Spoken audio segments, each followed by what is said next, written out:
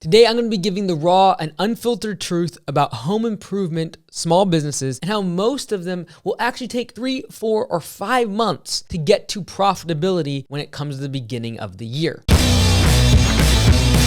So if you are in lawn care, landscaping, roofing, construction, whatever it might be, most of us have a spring rush, a time when the phone is ringing off the hook, customers are calling, and we're growing our businesses, but our cash flow and our bank statements don't show it. We literally start to run out of cash during the time when we are the busiest. And the reason for that is this. During the spring rush, you are hiring people, you are advertising, you're buying trucks, you're buying equipment, and all of that puts a massive drain on your cash reserves. And so what actually happens for most small businesses, because the main reason I'm making this video is so you don't feel like a loser, because no one talks about this. Most small businesses, if you're growing, actually lose money from a cash flow perspective during those months. And I still remember when it would take me till June 1st just to get above zero for the calendar year. So in January, we weren't very busy. I might lose $5,000 or $10,000 in my business. And in February, we were ramping up, getting ready for spring rush. We were hiring and buying new stuff and new equipment and all the rest of it. And I'd go $15,000, $20,000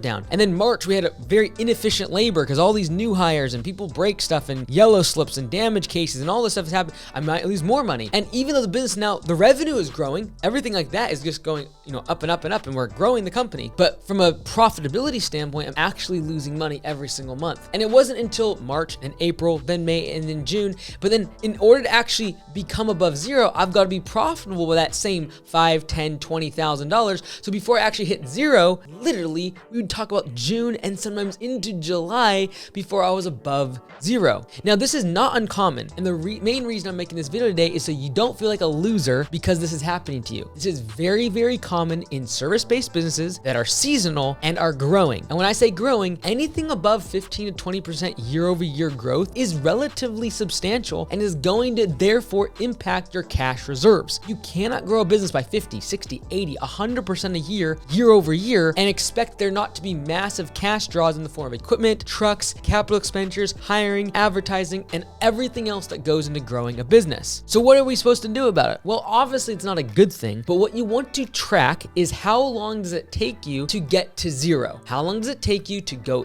through that trough of profitability as you're growing the business in the spring rush and actually become profitable and then actually get to zero? There'll be a date on your calendar that you circle every single year. So as you grow the business, you can track this. In my opinion, most people don't fail in business because they don't have good numbers. They fail in business because they don't know their numbers. There's not a right or wrong. It's about knowing what that number is and then tracking it over time so you can see your performance and see which way you are trending. And so what I would recommend you do, look at your cash flow statements, look at how much money is in the bank account and determine when you hit zero, and then circle that date on the calendar. Now, this is not accrual-based accounting, which you're going to use for taxes, where you don't take into account the fact that when you spend $15,000 on a piece of equipment, your bank balance goes down $15,000. When it comes to accrual accounting, it's not going to say that. It's going to say, oh, we're going to amortize it over 5 years.